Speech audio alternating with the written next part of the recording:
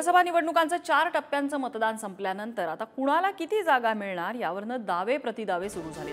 भाजपला बहुमत गाठणं ही अवघड असल्याचा दावा काँग्रेसचे नेते पृथ्वीराज चव्हाण यांनी केलाय, तर संजय राऊत यांनीही भाजप 200च्या वर जाणार नाही असा दावा केलेला आहे। यावर काँग्रेसनं पंतप्रधान कसा होईल काँग्रेसचा असा प्रतिसवाल चंद्रशेखर बावनकुळे यांनी केलेला आहे।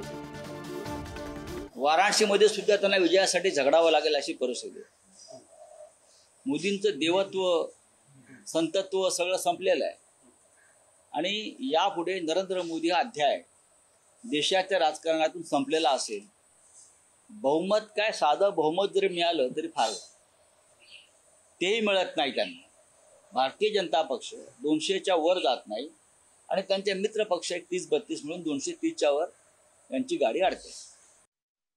सध्या काँग्रेसच्या नेत्यांना रात्री बेरात्री दिवसांनी प्रधानमंत्री बनण्याचे स्वप्न दिसत आहे। दिवसांनी स्वप्न बघायला लागले।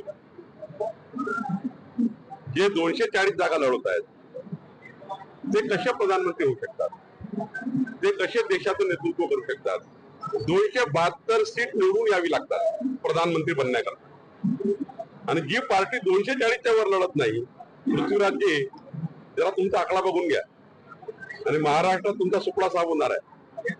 शरद पवार साहेबांना हे माहीत झालं आहे की बारामती त्यांच्या हातून गेली आहे आणि त्यामुळं महाविकास आघाडीचा फुगा फुटलेला आहे। बावनकुळे साहेबांना थोडंसं कदाचित त्यांच्या विचारामध्ये आणि डोक्यामध्ये काहीतरी गडबड झाली असं आपल्याला म्हणावं लागेल। काहीतरी ते फुगा फुटणार म्हणतायत असं मला कळतं। इथं बसून नाशिकमध्ये त्यांनी जी जबाबदारी घेतली ना 2 लोकसभा मतदारसंघाची नाशिकची, त्यांचाच फुगा हा बावनकुळे साहेबांचा फुटलेला, मोदी साहेबांचा आणि बीजेपीचा फुगा फुटलेला आपल्या सगळ्यांना बघायला मिळेल।